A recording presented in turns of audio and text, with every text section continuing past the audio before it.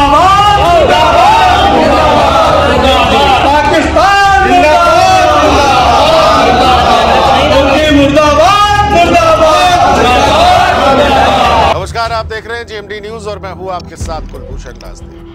22 अप्रैल को पाकिस्तान की ओर से आए आतंकियों ने पहलगाम में 26 लोगों का धर्म पूछ करके नरसंहार कर दिया। इस आतंकी हमले के बाद भारत पाकिस्तान के बीच तनाव चरम पर था और भारत ने आतंकी हमला कर जवाब देते हुए पाकिस्तान में 9 आतंकी ठिकानों को ध्वस्त कर दिया। इसके बाद आतंक को पालने वाला पाकिस्तान तिलमिला गया और भारत पर ड्रोन और मिसाइल दागने लगा। पाकिस्तान ने तुर्की के ड्रोन से हमला किया था और इन हमलों को भारत के एयर डिफेंस सिस्टम ने मुंहतोड़ जवाब दिया। इसके बाद पाकिस्तान घुटने पे आ गया और भारत से सीज फायर की भीख मांगने लगा। 10 मई को भारत ने सीज फायर का ऐलान किया। अब देश भर में तुर्की का विरोध शुरू हो गया है।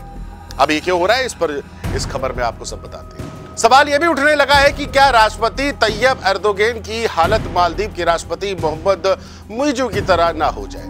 ये ऐसे ही नहीं कहा जा रहा है क्योंकि भारत तुर्की से व्यापार खत्म करने की पूरी तैयारी कर चुका है, क्योंकि वह पाकिस्तान जैसे आतंकी समर्थक देश के साथ खड़ा है। भारत में लोगों ने तुर्की के बहिष्कार की मांग भी शुरू कर दी है। इसकी तस्वीरें भी कई सारी सामने। तुर्की के पाकिस्तान समर्थन पर सिर्फ आम लोग ही नहीं, विपक्षी नेता भी सख्त प्रतिक्रिया दे रहे हैं। कांग्रेस नेता और पूर्व केंद्रीय मंत्री राजीव शुक्ला ने कहा कि तुर्की में डेस्टिनेशन वेडिंग तुरंत बंद होनी चाहिए। वहीं शिवसेना उद्धव ठाकरे की सांसद प्रियंका चतुर्वेदी ने भी तुर्की में छुट्टियां बिताने को रक्त धन करार दिया है। तुर्की के टूरिज्म पर बड़ा असर देखने को मिल रहा है। दरअसल 2023 में 3.25 लाख के आसपास भारतीय पर्यटक तुर्की गए। 2024 में अनुमानित संख्या 3.25 लाख के आसपास थी और अब बुकिंग में 20 से 25% तक गिर चुकी है। कई टूर ऑपरेटरों ने बुकिंग ही रोक डाली है। इसके अलावा सेब बाजार में तुर्की की गिरावट हुई है। भारत में तुर्की से 1.6 लाख टन सेब आयात होता था। कुल सेब आयात में 6 से 8% हिस्सेदारी होती थी। अब ग्राहक तुर्की सेब खरीदने से साफ तौर पर इनकार कर रहा है। ये देशभक्ति है। सेब उत्पादक संघ ने प्रतिबंध की मांग की है। गुस्सा सिर्फ ट्रैवल तक नहीं रुका है, भारतीय बाजारों में भी तुर्की से आयातित सेब की बिक्री पर भी बड़ा असर पड़ा है। एक और थोक व्यापारी ने बताया कि अब ग्राहक तुर्की के सेब नहीं खरीद रहे हैं। 2024-25 में भारत ने तुर्की से करीब 1.6 लाख टन सेब आयात किए थे, जो कुल विदेशी सेब बाजार का 6 से 8% हिस्सा रखता था।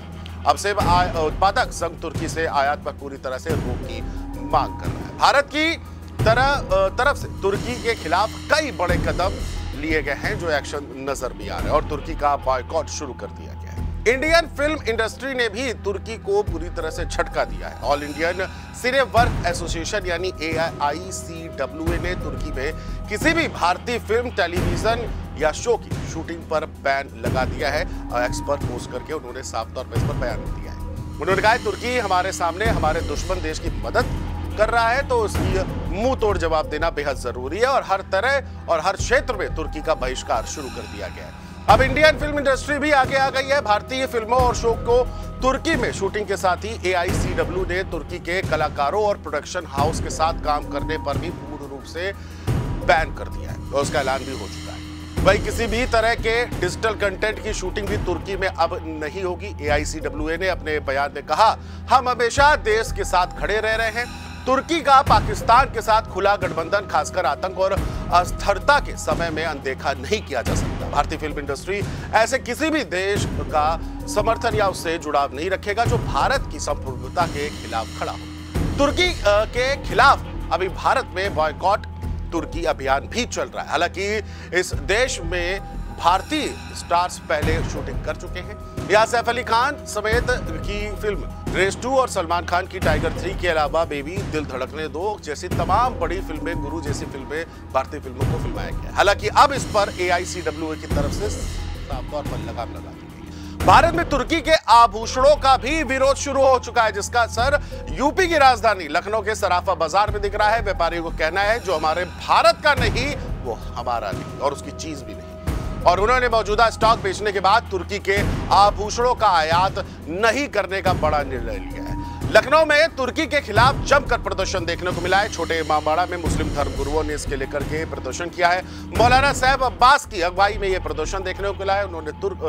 लोगों ने तुर्की मुर्दाबाद के नारे लगाए हैं। तुर्की का पोस्टर जला करके उसका विरोध दर्ज किया है। सरकार ने तुर्की का बॉयकॉट करने की अपील की है कि सरकार से उन्होंने ये अपील की है कि सरकार अब बॉयकॉट शुरू कर दे। अब दूसरा पहलू देख लेते हैं। दूसरी ओर जेएनयू के बाद कानपुर में भी सीएसजेएमयू यूनिवर्सिटी यानी कानपुर विश्वविद्यालय में तुर्की विश्वविद्यालय के साथ साझा हुए एमओयू को खारिज कर दिया गया है, जिसकी जानकारी खुद कानपुर विश्वविद्यालय के वाइस चांसलर विनय पाठक ने दी है। तो कुल मिलाकर के जेएनयू के बाद अब कानपुर यूनिवर्सिटी हर तरह के समझौते जो हैं वो तुर्की से हटाए जा रहे हैं। इसके अलावा गाजियाबाद में भी प्रदर्शन हुआ सेब को लेकर के। सेब कारोबारियों, हमने पहले भी आपको बताया था, कारोबारियों ने तुर्की का विरोध किया है और सरकार से हर तरीके के व्यापारिक रिश्ते तुर्की से खासतौर से खत्म करने की अपील कर दी है। बता दें कि 9 मई को ऑपरेशन सिंदूर पर एक प्रेस कॉन्फ्रेंस में भारतीय सेना ने कहा था कि अंतर्राष्ट्रीय सीमा और नियंत्रण रेखा पर सियाचिन से सर ग्रीक तक 36 स्थानों पर लगभग 400 ड्रोनों के साथ ड्रोन घुसपैठ की कोशिश की गई। सेना ने बताया कि ड्रोन के मलबे की फॉरेंसिक जांच की जा रही है और सेना ने कहा कि प्रारंभिक रिपोर्ट से पता चलता है ये तुर्की से आए थे। ऐसे स्कॉट सोनगार ड्रोन थे जो तुर्की ने पाकिस्तान को दिए थे। पाकिस्तान पर भारतीय हवाई हमले के कुछ दिन बाद तुर्की वायुसेना का C-130 विमान पाकिस्तान में उतरा था। तब तुर्की ने इसे ईंधन भरने से जोड़ दिया था। भारत और पाकिस्तान के बीच जब सैन्य टकराव जारी था तब तुर्की के राष्ट्रपति रेजब तैयब एर्दोगान ने 7 मई को पाकिस्तान के प्रधानमंत्री शहबाज शरीफ से फोन पर बात की और उन्होंने पाकिस्तान और पाक प्रशासित कश्मीर में कथित आतंकवादी ठिकानों पर भारत के हमले के बाद पाकिस्तान से अपनी एकजुटता व्यक्त की, अपनी संवेदनाएं व्यक्त की। उनके कार्यालय से एक बयान से पता चलता है कि फोन कॉल के दौरान एर्दोगान ने शरीफ से कहा कि इस संकट के दौरान तुर्की पाकिस्तान की शांत और संयमित नीतियों का समर्थन करता है। पूरी तरह से नतमस्तक हो गए तुर्की के राष्ट्रपति आतंकवाद से। वित्त मंत्रालय के सूत्रों ने यह बताया कि भारत तुर्की के साथ व्यापारिक रिश्ते खत्म करने की तैयारी में है। सूत्रों का यह भी कहना है कि भारतीय किसी भी देश से ऐसे देश के साथ व्यापार नहीं कर सकता जो आतंकवादी राज्य का समर्थन करता हो। भारत तुर्की के से दाल, तिलहन और स्टील जैसी चीजें खरीदता था। दोनों देशों के बीच व्यापार को 20 अरब डॉलर तक ले जाने की योजना थी, लेकिन अब इसमें फलीता लगने वाला है। अब बदलते माहौल में यह रिश्ता पूरी तरह से खत्म हो चुका है। सरकार की ओर से अभी टूर ऑपरेटरों को कोई औपचारिक आदेश नहीं दिया गया है, लेकिन ज्यादातर ट्रैवल कंपनियों ने तुर्की की बुकिंग में भारी गिरावट दर्ज की है।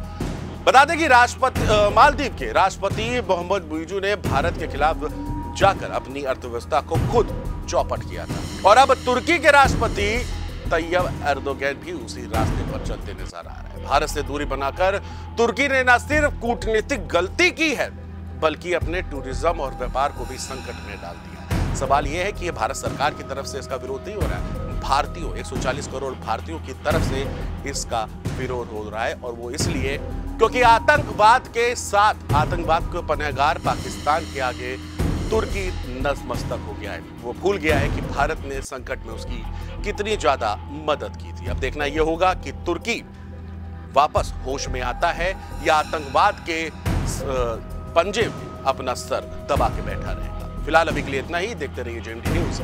नमस्कार।